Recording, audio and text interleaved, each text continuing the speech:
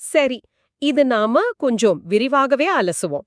இப்ப நீங்க வீட்ல ரொம்ப சௌகரியமா சோஃபால உக்காந்து ஒரு சூப்பரான த்ரில்லர் படம் ஓடிடில பாத்துட்டு இருக்கீங்கன்னு வைப்போம். ம். அந்த படத்தோட ரொம்ப முக்கியமான ஒரு கிளைமேக்ஸ் சீன். அப்போ திடீர்னு உங்க வீட்டு வைஃபை வேலை செய்யலனா உங்களுக்கு எப்படி இருக்கும்? கண்டிப்பா ஒரு பெரிய எரிச்சல் வரும், ஒரு பதட்டமும் வரும்ல. ஆமா, அதேதான். ஆனா, அத விட பல மடங்கு மோசமான ஒரு சூழ்நிலைய கொஞ்சம் கற்பனை செஞ்சு பாருங்க. நீங்க சமையலறையில மதிய சாப்பாடு சமைச்சிட்டு இருக்கீங்க. அடுப்புல பாதி வெந்த நிலையில சாதம் இருக்கு. சரியா அந்த நேரத்துல சமையல் எரிவாயு, அதாவது உங்க கேஸ் சிலிண்டர் தீந்து போயிடுது. ஐயையோ! ரொம்ப கஷ்டமான சிச்சுவேஷன் ஆச்சு அது. ஆமா. சரி, உடனே புக் பண்ணலான்னு மொபைல் எடுத்தா, அடுத்த மாசத்துல இருந்து உங்களுக்கு சிலிண்டர் சப்ளை கிடையாது அப்படின்னு ஒரு மெசேஜ் வந்தா, உங்க நிலைமை என்னாகும்? நிஜமாவே கேட்கறதுக்கே ரொம்ப பகீர்னு இருக்கு. வெறும் 5 நிமிஷத்துல செஞ்சு முடிக்கக்கூடிய ஒரு சின்ன வேலைய நீங்க செய்ய தவறுனதால இப்படி ஒரு நெருக்கடியான நிலை வரப்போகுதுன்னு சொன்னா நம்ப முடியுதா? இது கேட்கறதுக்கு ரொம்ப கடுமையான ஒரு சூழ்நிலையா தான் இருக்கு. ஆனா அதுதான் இப்போதைக்கு நிஜம். நாம எல்லாரும் தினமும் பயன்படுத்துற நம்ம வாழ்க்கையோட மிக முக்கியமான அத்தியாவசிய தேவையான கேஸ் சிலிண்டருக்கு இப்போ ஒரு சின்ன தொழில்நுட்ப சரிபார்ப்பு கட்டாயமாக்கப்பட்டிருக்கு. கரெக்ட். அத செய்ய தவறுனா சிலிண்டர் சப்ளை தடைபடும் அப்படிங்கிறது தான் இப்போதே நிலைமை. ஆமா. இந்த தகவல தான் அண்ணாமலை டுடே நியூஸ் அப்படிங்கிற யூடியூப் சேனல் ஒரு மிக முக்கியமான அவசரமான அறிவிப்பா வெளியிட்டிருக்காங்க. இன்னைக்கு நம்மளோட இந்த விரிவான அலசலோட நோக்கமும் அதுதான். நிச்சயமா. வர மார்ச் 31ஆம் தேதிக்குள்ள நம்ம கட்டாயம் செய்ய வேண்டிய அந்த வேலை என்ன? அந்த தேதியை ஏன் அவ்வளவு உறுதியா சொல்றாங்க? எல்லாத்துக்கும் மேல எந்த அலைச்சலும் இல்லாம, வெயில்ல போய் வரிசையில நிக்காம. ஆமா, வீட்ல இருந்தபடியே இதை எப்படி ரொம்ப ஈஸியா முடிக்கிறது அப்படிங்கறத பத்தி தான் இன்னைக்கு நாம முழுமையா பேச போறோம். ஏன்னா இது நேரடியா உங்க சமையலறையையும் உங்க பாக்கெட்டையும் பாதிக்கக்கூடிய விஷயம். கண்டிப்பா. இந்த முழு விஷயத்துக்கும் பின்னாடி இருக்கிற காரணத்தை புரிஞ்சுக்கிறது ரொம்ப அவசியம். அதாவது மத்திய பெட்ரோலியம் மற்றும் இயற்கை எரிவாயு அமைச்சகம் கொண்டு வந்திருக்கிற இந்த திடீர் மாற்றம் மக்களை ஏதோ பயமுறுத்தணும் அப்படிங்கிறதுக்காக கிடையாது. ஓகே, பின்னாடி வேற ஏதோ காரணம் இருக்கு சொல்றீங்க. ஆமா, இது தேவையில்லாம மக்களை அலைக்கழிக்க கொண்டு வரப்பட்ட ஒரு கெடுபிடி இல்ல. பல வருஷமா அரசாங்கத்தால சாமானிய மக்களுக்கு வழங்கப்படுற கோடிக்கணக்கான ரூபாய் மானியங்கள் ம். அது சரியான பயனாளர்களை போய் சேரணும் அப்படிங்கிறதுக்கான ஒரு மிக முக்கியமான தொழில்நுட்ப நகர்வு தான் இது. இந்த தகவல்களை நம்ம கொஞ்சம் ஆழமா பார்க்கும்போது ஒரு பெரிய சிஸ்டம்ல இருக்கிற ஓட்டைகளை அடைக்கிற முயற்சி இதுன்னு நல்லா புரியும். சரி, நம்ம அந்த அடிப்படை விஷயத்துக்கே வருவோம். நமக்கு கிடைச்சிருக்க ஆதாரத்தின்படி பாத்தீங்கன்னா, வாடிக்கையாளர்கள் தங்களோட பயோமெட்ரிக் ஆதார் அங்கீகாரத்தை, அதாவது இந்த இகேஒய்சி முறைய வர மார்ச் 31ஆம் தேதிக்குள்ள கட்டாயம் சரிபார்க்கணும்னு திட்டவட்டமா சொல்லியிருக்காங்க. ஆமா, ரொம்ப ஸ்ட்ரிக்ட்டா சொல்லியிருக்காங்க. இத செய்யலன்னா ஏப்ரல் மாசத்துல இருந்து கேஸ் சிலிண்டர் சப்ளை தடைப்படும்னு ஒரு கடுமையான எச்சரிக்கையும் இருக்கு. ஆனா அதே செய்தியில இன்னொரு சுவாரஸ்யமான தகவலும் இருக்கு. என்னது அது? வீட்டு உபயோகத்துக்கான 14 கிலோ கேஸ் சிலிண்டர்களுக்கு எந்த தாமதமும் இல்லாம சப்ளை செய்ய அடுத்த 25 நாளுக்கு தேவையான அளவு இருப்பு வைக்கப்பட்டிருக்குன்னு சொல்லியிருக்காங்க. இது எதை குறிக்குது? இங்கே கவனிக்க வேண்டிய மிக முக்கியமான விஷயமே இந்த 25 நாள் விநியோக விதி தான். இந்த ரூல் 2 தளங்கள்ல வேலை செய்யுது. ஒன்னு, உங்களுக்கான கேஸ் சிலிண்டரை நீங்க 25 நாளுக்கு ஒரு முறை புக் பண்ணீங்கன்னா அது உடனே எந்த தடையும் இல்லாம உங்க வீட்டுக்கே வந்து சேரும் அப்படிங்கிற கேரண்டி. ஓகே, ஆனா ஏன் இந்த 25 நாள் கேப்? இதை கொஞ்சம் பிராக்டிக்கலா யோசிச்சு பாருங்களேன்.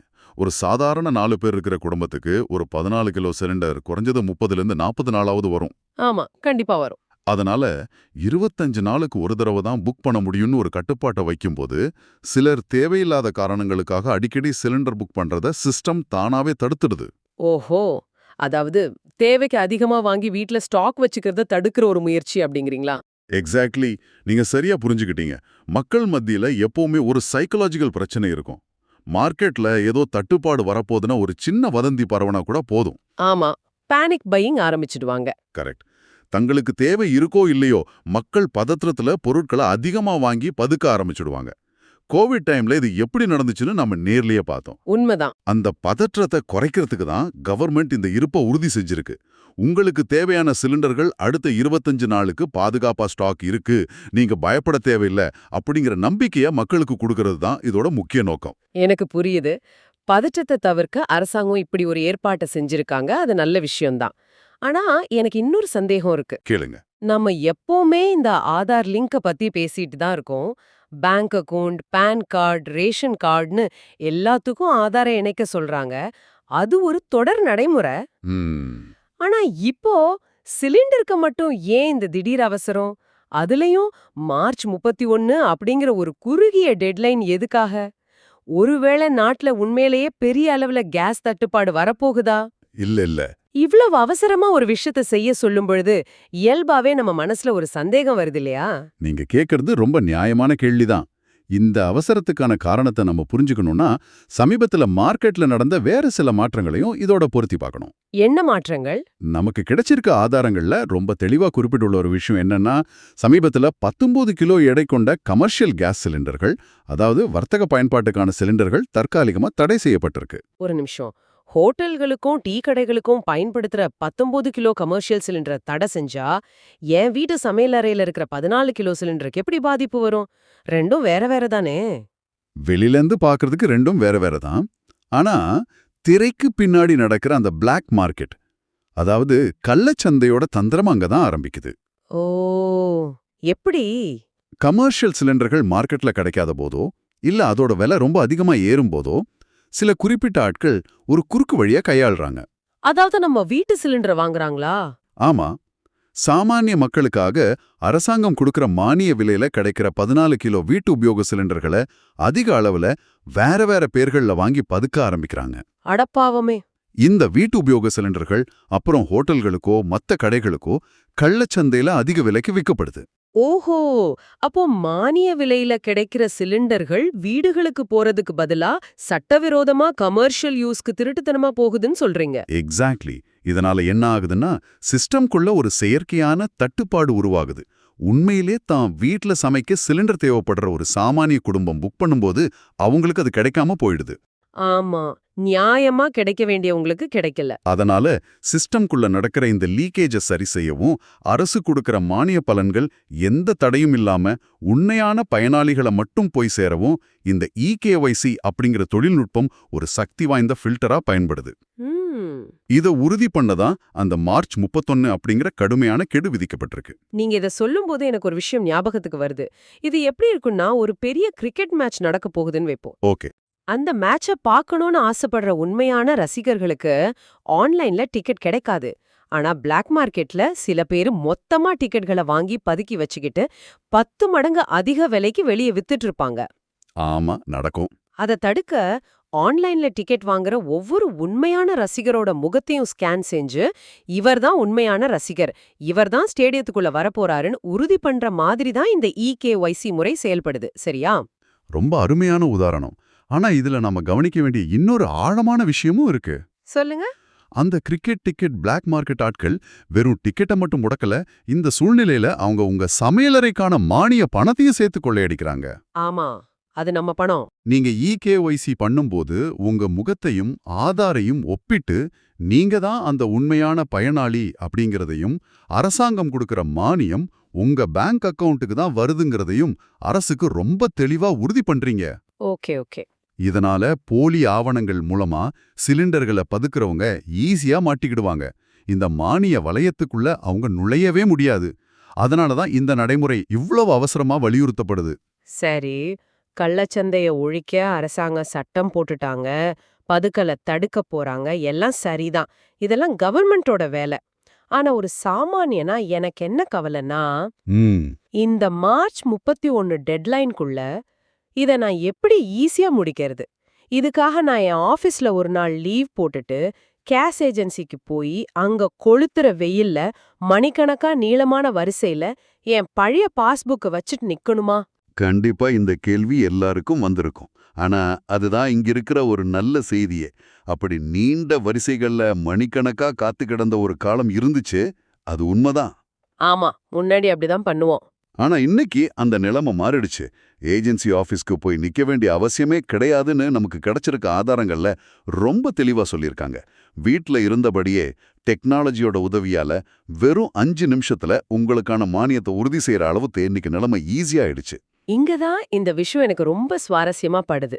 வெயில்ல மணிக்கணக்கா நிக்கிறதுக்கு பதிலா உங்க வீட்டு சோஃபாவுல உட்கார்ந்தபடியே கையில ஒரு காஃபியோட இத செஞ்சு முடிச்சிடலாம். ஆமா. இதை எப்படி செய்யறதுன்னு நான் கேக்குறேன், நீங்களே சொல்லுங்க. மொபைல் ஆப் மூலமா அதை செய்ய முடியும்னு சோர்ஸ்ல குறிப்பிட்டிருக்காங்களே, அது எப்படி ஒர்க் ஆகுது? இது ரொம்ப சிம்பிளான ஒரு ப்ராசஸ் தான். முதல்ல உங்க வீட்ல இருக்கிற சிலிண்டர் எந்த கம்பெனியோடதுன்னு பாருங்க. அது இந்தியன் கேஸ், ஹெச்பி இல்லைன்னா பாரத் கேஸ்னு 3ல ஒண்ணா இருக்கலாம். சரி. அந்தந்த கம்பெனிகள் அவங்களுக்குன்னு அதிகாரப்பூர்வமான மொபைல் ஆப் வச்சிருக்காங்க. அதை நீங்க இன்ஸ்டால் பண்ணிக்கலாம். ஆனா இதை விட இன்னொரு ரொம்ப ஈஸியான வழியும் இருக்கு. பிளே ஸ்டோர்ல போய் ஆதார் ஃபேஸ் ஆர்டி அப்படிங்கிற ஒரு கவர்மெண்ட் ஆப்பை நீங்க டவுன்லோட் பண்ணிக்கலாம். இந்த ஃபேஸ் ஆர்டி ஆப் எப்படி வேலை செய்யுது? சும்மா கேமராவுல நம்ம செல்ஃபி எடுக்கிற மாதிரி தானா? இல்ல. இது சாதாரண செல்ஃபி கிடையாது. இது ஃபேஸ் ஆத்தென்டிகேஷன் அப்படின்னு சொல்லப்படுற ஒரு தொழில்நுட்பம். ஓ, பயோமெட்ரிக் மாதிரி. ஆமா. நீங்க அந்த ஆப்ல உங்க முகத்தை காட்டும்போது அது வெறும் போட்டோவே எடுக்காது.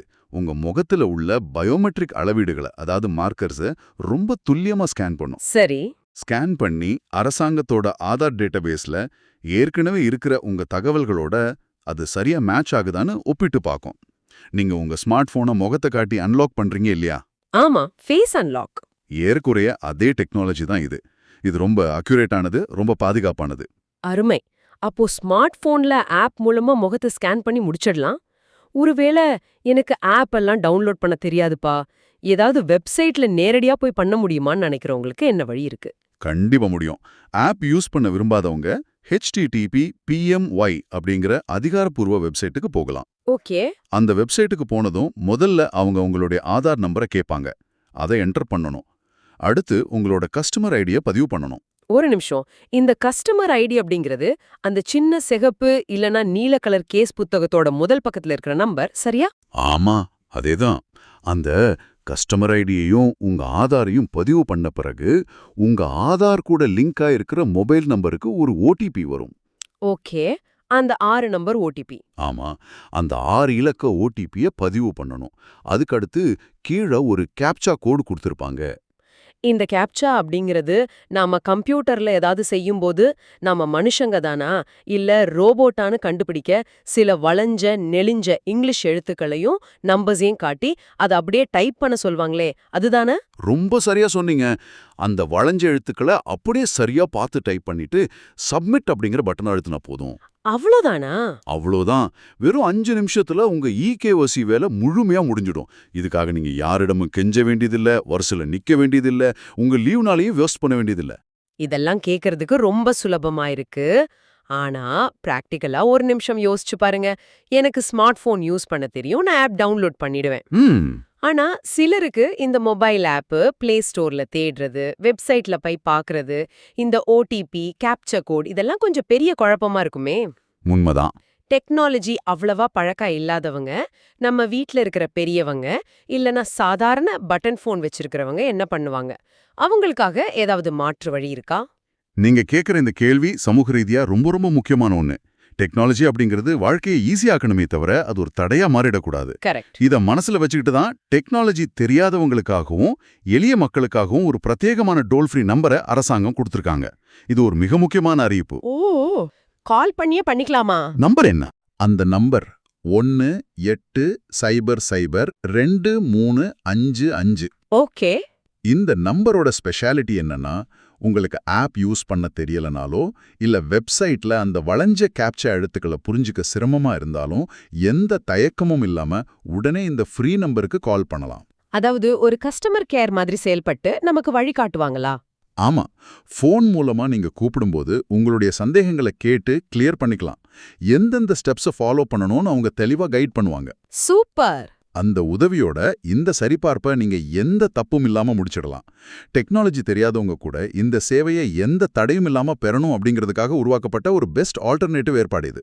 அப்போ இந்த 18002355 அப்படிங்கிற டோல் ஃப்ரீ நம்பர் நிஜமாவே ஒரு பெரிய வரப்பிரசாதம்னு தான் சொல்லணும். கண்டிப்பா. மாசத்திலிருந்து எந்த தடையும் இல்லாம உங்க வீட்டுக்கு கேஸ் சிலிண்டர் வரணும்னா மார்ச் 31க்குள்ள உங்க கஸ்டமர் ஐடியையும் ஆதாரையும் இணைச்சு இந்த இகேஒய்சிய கட்டாயம் முடிச்சிடுங்க.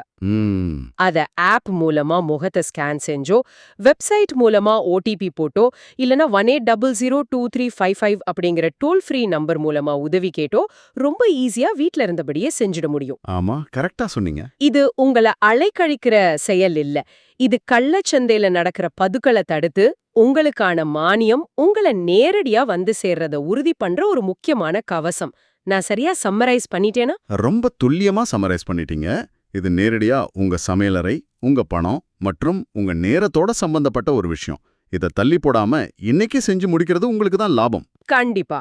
ஒரு சின்ன வேலைய தள்ளி போடுறதால அடுத்த மாசம் அடுப்ப பத்த வைக்கும்போது சிலிண்டர் இல்லாம தவிக்கிற ஒரு தேவையில்லாத நிலைமையை நம்ம ரொம்ப ஈஸியா தவிர்த்திடலாம். ஆமா, நிச்சயமா.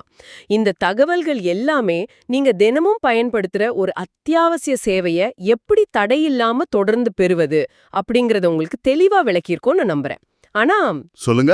இந்த ஆதாரங்களை வச்சு நம்ம இவ்ளோ நேரம் பேசிட்டு இருக்கும்போது என் மனசுல ரொம்ப ஆழமான ஒரு சிந்தனை வருது. டெக்னாலஜி இன்னைக்கு நம்மளோட அத்தியாவசிய தேவைகளுக்கு ஒரு நுழைவாயிலா, அதாவது ஒரு கேட் கீப்பரா மாறிடுச்சுங்கிறத நம்ம உணர முடியுது. அது ரொம்ப உண்மையான பாயிண்ட். பிளே ஸ்டோர்ல ஆப் டவுன்லோட் பண்ணுங்க, ஓடிபி போடுங்க, கேமராவுல ஃபேஸ் ஸ்கேன் பண்ணுங்கன்னு சொல்றது நமக்கெல்லாம் ரொம்ப ஈஸியா இருக்கலாம். ஆமா, சிட்டியில் இருக்கவங்களுக்கு ஈஸி. ஆனா இன்னைக்கு வரைக்கும் ஒரு ஸ்மார்ட் போன் இல்லாத, இல்ல இன்டர்நெட் வசதி சரியா போய் சேராத குக்கிராமங்கள்ல வாழ தினக்கூலி தொழிலாளிகளோட நிலைமை என்ன? யோசிக்க வேண்டிய விஷயம்தான். அவங்களுக்கு கேஸ் சிலிண்டர் அப்படிங்கிறது ஒரு அத்தியாவசிய உரிமை. ஆனா இந்த தொழில்நுட்பம் அப்படிங்கிற தடுப்புச் சுவர் அவங்கள அந்த உரிமையிலிருந்து தடுத்து நிறுத்துமா? கரெக்டான கேள்வி. சிஸ்டம்ல இருக்க ஓட்டைகளை அடைச்சு ஒரு சிறப்பான பாதுகாப்பை கொண்டு வர, அதே நேரத்துல யாருக்கெல்லாம் அந்த பாதுகாப்பு உண்மையாவே தேவையோ அவங்களே அந்த டெக்னாலஜி வளையத்துக்குள்ள வர முடியாம வெளியே நின்னுடுறாங்களாம். அத்தியாவசிய சேவைகள் எல்லாமே முழுமையா டிஜிட்டல் மயமாகிற இந்த சூழ்நிலையில நம்ம அறியாமலேயே யாரையாவது பின்னாடி விட்டுட்டு போறோமா அப்படிங்கிற இந்த கேள்வி நிச்சயமா நம்ம எல்லாருமே சிந்திக்க வேண்டிய ஒண்ணுதான். கண்டிப்பா ஒரு சமூகமா நாம இத பத்தி யோசிச்சுதான் ஆகணும். ஏதோ வீட்டு வைஃபை வேலை செய்யலனா கூட ஒரு நாள் பொறுத்துக்கலாம். ஆனா அடுப்பெரியாம போனா அது சாதாரண விஷயம் இல்ல. ஆமா, அது வயிற்று பசி சம்பந்தப்பட்ட விஷயம். சரி, இந்த ஒரு முக்கியமான சிந்தனையோட இன்னைக்கு நம்மளோட இந்த விரிவான அலசலை நாம நிறைவு செய்வோம். அந்த 5 நிமிஷ வேலைய, அதாவது உங்க EKYC சரிபார்ப்பை இன்னிக்கே இப்போதே செஞ்சு முடிச்சிடுங்க. மீண்டும் இது போல ஒரு இன்னொரு சுவாரஸ்யமான மற்றும் ஆழமான அலசலோடு உங்களை சந்திக்கிறோம். அதுவரை உங்களிடமிருந்து விடை பெறுகிறோம். நன்றி.